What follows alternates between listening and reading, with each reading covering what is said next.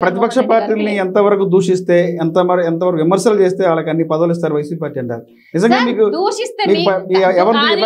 జగన్మోహన్ రెడ్డి గారు ఎప్పుడు చెప్పలేదు కానీ లోకేష్ గారు చెప్పారు. మీరు లోకేష్ గారి విషయంలో ఈ క్వశ్చన్ నన్ను అడగాలి. అంటే వైసీపీ పార్టీ నుంచి పార్టీ మారిన వ్యక్తులే ఈ విషయాలు చెప్పేది. జగన్మోహన్ రెడ్డి ప్రతిపక్షాన్ని ఎక్కువగా ఎవరైతే దూషిస్తారో తిడతారో అటువంటి వాడికే పదవులు ఇస్తారు.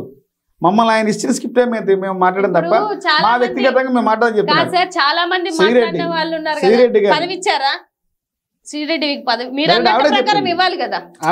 కాదు సార్, ఇప్పుడు మీరు అన్నారు రవిచంద్ర రెడ్డి చెప్పారు, కొత్తగా పార్టీ శ్రీరెడ్డి అన్నారు, బోరగండ అనిల్ అంటున్నారు, ఇంకొకరు ఎవరో పేర్లు చెప్తున్నారు. పార్టీలో అపోజిషన్ వాళ్ళని తిట్టినప్పుడు వాళ్ళకి పదవులు ఇస్తారు అని మీ లెక్క ప్రకారం అయితే వీళ్ళకి ఏమన్నా పదవులు ఇచ్చారా? ఇప్పటికీ స్టీల్ పాపం శ్రీరెడ్డి గారు నాకే పదవి ఇవ్వలేదనే కదా ఆవిడ చెప్తుంది. నేనేమంటున్నాను అని అంటే అంత చిల్లర రాజకీయం చేయాల్సిన అవసరము వైఎస్ఆర్సీపీ పార్టీకి అయితే లేదు సార్.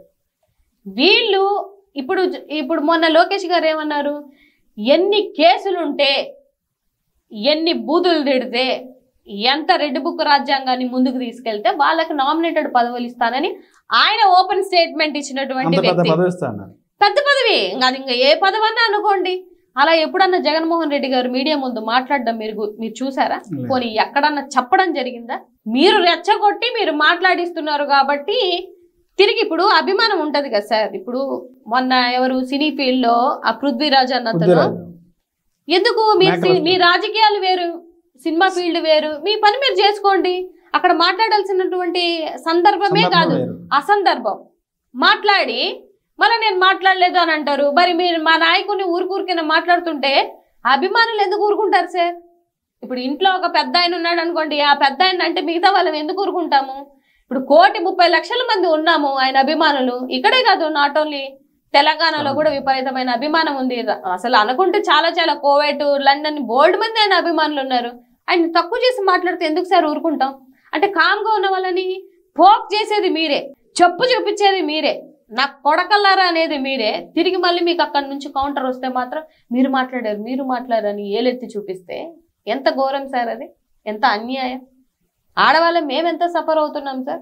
పోనీ మీరన్న ప్రకారమే ఈ 8 నెలల్లో ఎంతమంది మీద అగత్యాలు జరిగాయి సార్? పిఠాపురంలో జరగలేదా? హిందూపురంలో జరగలేదా? పోనీ పాయకరావుపేటలో జరగలేదా?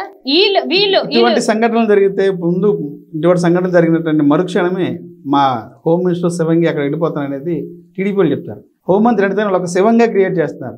గతంలో ఉన్నటువంటి హోంమంత్రులు ఎవరైనా స్పందించారా? ఈ కూటమి ప్రభుత్వంలో హోంమంత్రి స్పందించే తీరుకి అదే చెప్తున్నారు అని చెప్తారు, ఇదే చెప్తారు. నేను అదే చెప్తున్నాను. పాయకరావుపేట ఆవిడ నియోజకవర్గం, ఎస్ రాయవరంలో ఒక ఆడావిడిని రోడ్డుకి ఇచ్చి బట్టలేడు తీసుకొని కొడితే కూడా ఆవిడ పరామర్శించడానికి వెళ్ళిందా? స్పందించడం కాదు, మినిమం కూడా కన్సర్న్ లేదు.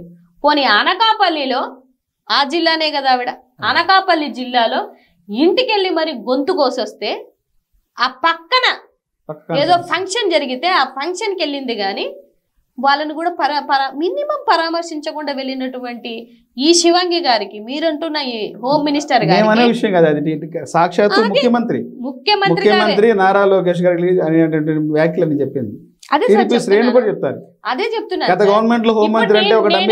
ఇప్పుడు నేను చెప్తున్నటువంటి సిచ్యువేషన్ లో వాళ్ళే బాధితులు. నేను చెప్పిన మాటలు కాదు ఇవి, మళ్ళీ నేను చెప్పానని అనుకుంటారు. బాధితులు మీడియా ముందుకు వచ్చినటువంటి మాటలు. శ్రీకాకుళంలో హాస్టల్ లోపలికి వెళ్ళి మరి రేప్ చేసి మరి చంపేసినటువంటి సిచ్యువేషన్స్ ఇవన్నీ ఎక్కడ జరుగుతున్నాయి? ఆవిడ దగ్గరలో ఉన్నటువంటి నియోజకవర్గంలోనే కదా జరుగుతున్నాయి. ఇవాళ సుగాలి ప్రీతి అన్నారు. సుగాలి ప్రీతికి ఏం న్యాయం జరిగింది సార్?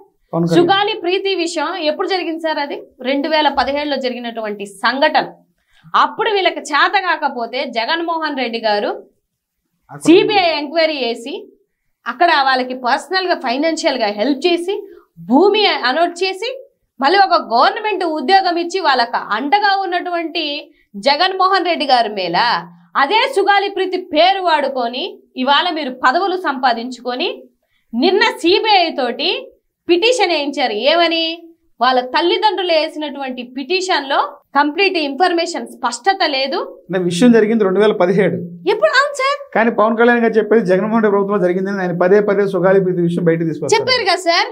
కరెక్ట్ పాయింట్ చెప్పారు కదా. అవును. మరి ఇవాళ కూటమి ప్రభుత్వం ఉంది కదా, ఇప్పుడు వాళ్ళ తల్లిదండ్రులు మీరు న్యాయం చేయకపోగా వాళ్ళ తల్లిదండ్రులు ఒక పిటిషన్ వేయించుకుంటే సిబిఐతో పిటిషన్ వేయించారు. ఏది ఈ పిటిషన్ ని కొట్టేయమని. కావాలంటే మీరు ఎంక్వైరీ చేసుకోండి. ఇప్పుడు చెప్పండి, సుగాలి ప్రీతి కేసును వాడుకొని ఆ బిడ్డ చావును వాడుకొని శవ రాజకీయం చేసింది కూటమి ప్రభుత్వమా?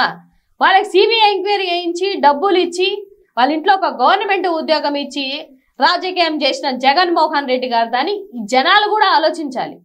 నిన్ననే వేసింది వాళ్ళు పిటిషన్ కూడా.